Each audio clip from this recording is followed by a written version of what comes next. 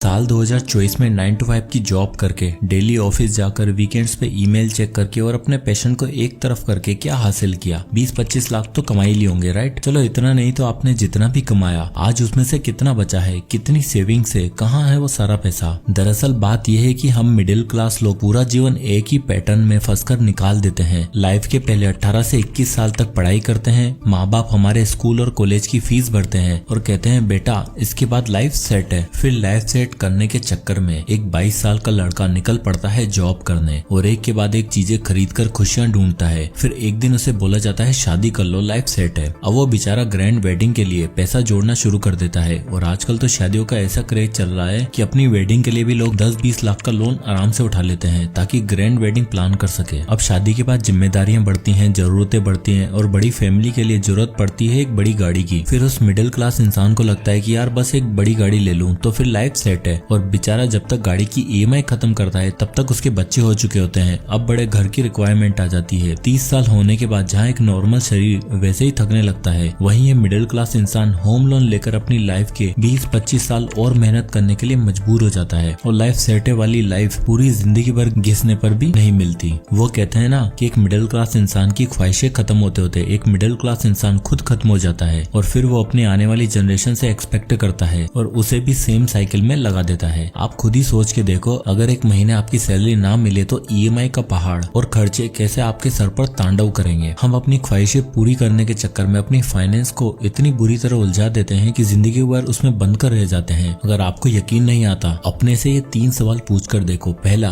क्या आपके पास इमरजेंसी के लिए पैसा है? दूसरा, क्या रिटायरमेंट के लिए कोई प्लान है? एंड तीसरा, क्या आपके खर्चे कंट्रोल में है? ज्यादातर लोग इस सवाल का जवाब ना में ही देंगे क्योंकि हमने कभी भी पैसे के रूल्स को ठीक से समझा ही नहीं। दुनिया आज की डेट में कहां से कहां निकल गई है, लेकिन हमारा मिडिल क्लास आज भी वहीं का वहीं है। एक नौकरी में रहते हुए सोचता है कि यार कब इसे छोड़कर एक अच्छी हाई पेइंग कंपनी में जाऊं, पैसा कमाऊं, खर्चा करूं, और इसी अर्न स्पेंड रिपीट वाली साइकिल में फंसा रह जाता है। और कहीं से पैसा नहीं मिला तो कर्जे तो है ही, तो क्यों ना उधार ले लूं। कुछ ऐसा ही किया था डेव रामसे ने भी। 26 साल की उम्र में डेव 25 करोड़ के मालिक थे और वो एक सक्सेसफुल रियल एस्टेट इन्वेस्टर भी थे, पर उन्होंने अपनी इस इन्वेस्टमेंट के लिए बहुत सारा कर्जा उठा रखा था। उनको अपनी एक इन्वेस्टमेंट में काफी नुकसान भी हुआ जिसमें उनका सब कुछ दांव पर लगा दिया। और इस बीच जब उनके लेंडर्स ने पैसा वापस मांगा तब 25 करोड़ का मालिक 10 करोड़ के डेट में चला गया। फिर डेव ने काम किया और उस लोन को चुकाया और उन्होंने ठान लिया कि अब अगर मैं पैसा कमाऊंगा तो वो डेट फ्री वेल्थ होगी जिसमें मेरे ऊपर 1 रुपए का भी कर्जा नहीं होगा। अपनी इस जर्नी पर चलते हुए उन्होंने सक्सेस हासिल करी और करा अपना total money makeover. Dave Ramsey की इस जर्नी ने उन्हें कुछ ऐसे इंपॉर्टेंट रूल सिखाए जो सिर्फ वेल्थ बिल्डिंग के लिए नहीं बल्कि एक स्ट्रेस फ्री और फाइनेंशियल इंडिपेंडेंट लाइफ जीने के लिए बहुत जरूरी है। जिसमें सबसे पहला रूल आता है रूल नंबर 1, स्टॉप प्रिटेंडिंग। दुनिया में मोस्टली लोग अपने आप को झूठ के बबल में रखते हैं। उन्हें पता है कि उनकी हेल्थ अच्छी नहीं है, उनकी फाइनेंशियल कंडीशन अच्छी नहीं है, पर फिर भी बोलते हैं सब सही है। जेब खाली रहती है, फ्यूचर की बजी पड़ी रहती है, फिर भी बोलते हैं सब सही है और ऐसे प्रिटेंड करते हैं कि कोई दिक्कत ही नहीं है। बस इसी झूठ को सच बनाए रखने में अपनी पूरी जिंदगी लगा देते हैं और एंड में एक एवरेज सी लाइफ जी के खत्म हो जाते हैं। ये बिल्कुल उसी तरह है जैसे अगर आप एक मेंढक को गर्म पानी के बर्तन में रखोगे तो वो तुरंत फुदक कर बाहर निकल जाएगा, लेकिन अगर उसी बर्तन में उसे ठंडे पानी के अंदर रखोगे और धीरे धीरे उसका टेम्परेचर बढ़ाते जाओगे तो मेंढक उसमें से बाहर कभी आएगा ही नहीं और वो इतना कंफर्टेबल हो चुका होगा कि इस बॉइलिंग वाटर का भी उसे एहसास नहीं होगा और वो मर जाएगा। ऑथर डेव रामसे कहते हैं ठीक इसी मेंढक की तरह कई लोग अपनी लाइफ के बॉइलिंग पॉइंट पर खड़े हैं और उन्हें इस बात का अंदाजा भी नहीं है कि वो धीरे धीरे फाइनेंशियली डूबते जा रहे हैं। वेल ऐसा इसलिए क्योंकि एक मिडिल क्लास इंसान जैसे ही 40-50 हजार की नौकरी करने लगता है उसे ऐसा महसूस होता है कि वो दुनिया में अब सब कुछ हासिल कर सकता है। उसके जितने सपने होते हैं वो एक एक करके ईएमआई में पूरे करने लगता है। सबसे पहले वो 1 से 1.5 लाख का महंगा फोन लेता है 7 से 8 हजार मंथली ईएमआई पर। फिर नई नौकरी के साथ नया क्रेडिट कार्ड भी मिल जाता है, इसलिए हर छोटी मोटी परचेज के लिए क्रेडिट कार्ड स्वैप करना आम बात हो जाती है। और अभी तो रुको, खर्चे सिर्फ खाने पीने और शॉपिंग पर खत्म नहीं होते। अब बारी आती है अपनी ड्रीम कार लेने की। नवाब साहब 40 हजार की नौकरी में जाते हैं और पसंद करके आते हैं 10 लाख की सीडेन गाड़ी, वो भी 15-18 हजार की ईएमआई पे। और इसी के बाद जो नई चीजें ली हैं उसकी पार्टी देने के लिए दोस्तों की गैदरिंग करके महीने का जो भी थोड़ा बहुत पैसा बचा होता है उसे भी उड़ा देते हैं। सैलरी का 70 से 80% ईएमआई और उल्टे सीधे खर्चों में उड़ाने के बाद भी एक मिडिल क्लास आदमी को लगता है कि वो फाइनेंशियली स्टेबल है क्योंकि उसके पास घर है, गाड़ी है, लाइफ का ऐशो आराम है। पर वो ये कभी समझ नहीं पाता कि वो फाइनेंशियली स्लेव बन चुका है और बॉइलिंग पॉइंट पर खड़ा है जिसका एंड रिजल्ट बहुत बुरा हो सकता है। देखो, अगर आप सोचते हो कि सिर्फ जिम जाके आने से आपकी बॉडी बन जाएगी या सिर्फ पैसा कमाना है और बाकी काम अपने आप हो जाएगा, तो ऐसा नहीं होगा। ये सब चीजें आपका टाइम और आपका डेडिकेशन मांगती हैं। इसलिए सब कुछ सही है, सोचने की जगह एक पेन पेपर लेकर बैठो और 2 कॉलम बनाओ। एक में अपनी इनकम लिखो कि कितने सोर्सेज से आपका कितना पैसा आता है, और कॉलम 2 में आपके महीने भर के जितने भी खर्चे हैं उन सबको लिखो, और साथ में ये भी लिखो कि आप कितना सेव और कितना इन्वेस्ट कर रहे हो। ऐसा करने से आपको एक रेड लाइन पता चलेगी कि आप कितने पानी में हो। फिर आपको प्रिटेंड करना बंद करना पड़ेगा, बॉइलिंग पॉइंट से बाहर आना पड़ेगा, और सबसे इम्पोर्टेंट चीज सोच समझ के खर्चे करने होंगे। रूल नंबर 2,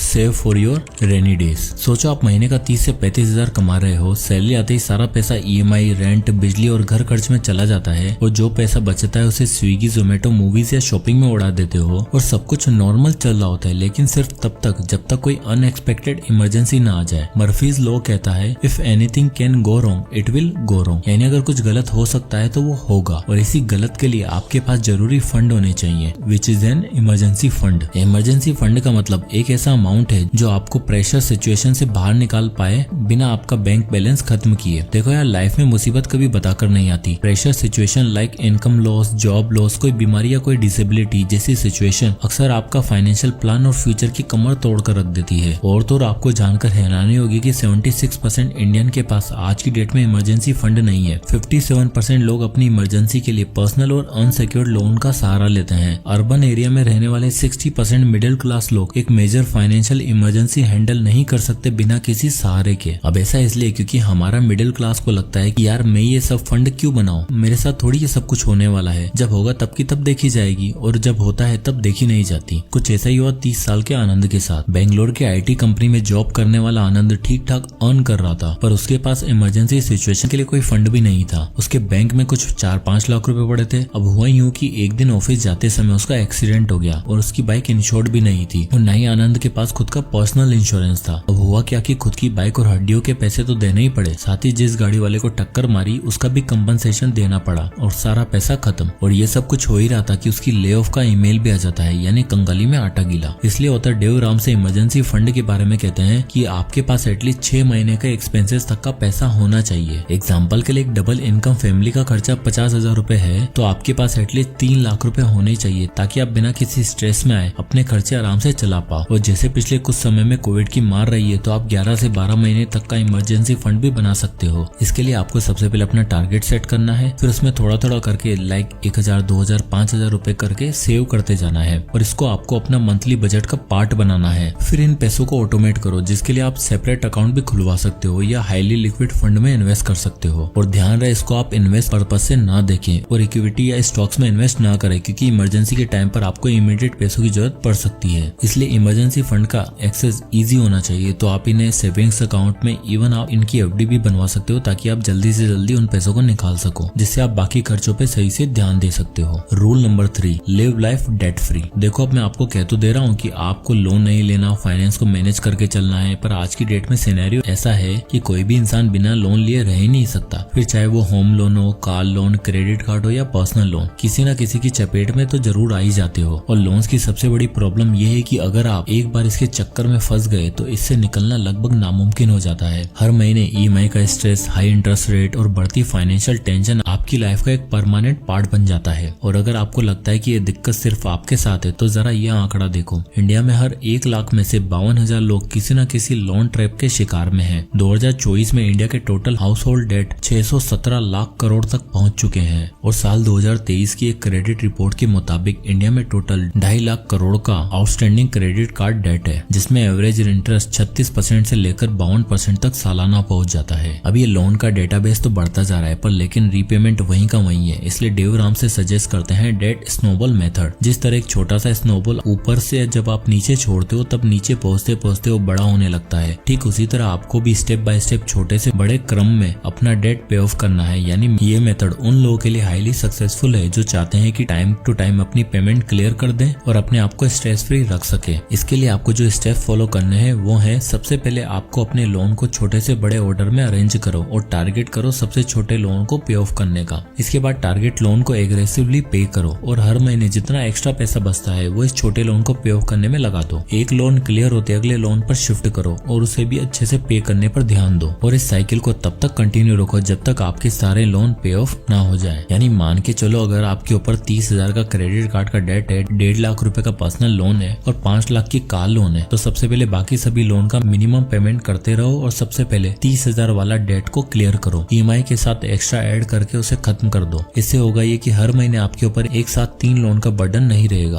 और धीरे धीरे करके आपके सभी लोन पे ऑफ होते जाएंगे। इसलिए use debt snowball. Rule number 4, build wealth. अगला और आखिरी रूल है बिल्ड वेल्थ। देखो यार, पैसा कमाने से भी ज्यादा मुश्किल है कि उन पैसों को प्रिजर्व करके रखना। ऐसे कितने केसेस पाए गए हैं जिसमें लोगों ने अपनी वेल्थ डिस्ट्रक्शन में 1 मिनट नहीं लगाया। 90% लोग जो लॉटरी जीतते हैं वो मात्र 5 साल के अंदर अंदर वापस गरीब हो जाते हैं। 10 में से 7 बिजनेसेस गलत स्ट्रेटेजी और प्रॉपर प्लानिंग की कमी की वजह से बंद हो जाते हैं। इसी के साथ साल 2023 में इंडिया में चिट फंड, पोंजी स्कीम और फेक इन्वेस्टमेंट की बदौलत 1.5 लाख करोड़ से ज्यादा का फ्रॉड रिकॉर्ड दर्ज हुआ है। यानी पैसा कमाने के लिए लोगों को सिर्फ 2 तरीके पता है, लेकिन पैसा उड़ाने के सारे सोर्सेस। इसलिए ऑथर डेव रामसे कहते हैं कि आपको सिर्फ पैसा कमाने पर नहीं बल्कि वेल्थ बिल्डिंग पर ध्यान देना है, जिसके लिए सबसे पहले आपको स्कैम्स और फ्रॉड स्कीम से कोसों दूर रहना है, क्योंकि वो आपको कुछ कमाकर नहीं देगी, उल्टा आपका सब कुछ ले जरूर लेगी। इसके बाद ये ध्यान रखना है कि सिर्फ सैलरी से काम नहीं चलेगा, क्योंकि अल्टीमेटली आपको वेल्थ बिल्ड करनी है, जिसके लिए एसेट चाहिए होंगे और वो एसेट आपको बिना किसी सेकंड इनकम सोर्स के नहीं बना पाओगे। इसलिए आप अपनी जॉब के साथ कुछ और नया करो, एक्स्ट्रा कैश अर्न करो, उसे एसेट में बिल्ड करो। अब वो एसेट कुछ भी हो सकता है, जैसे स्टॉक्स, रियल एस्टेट और स्लो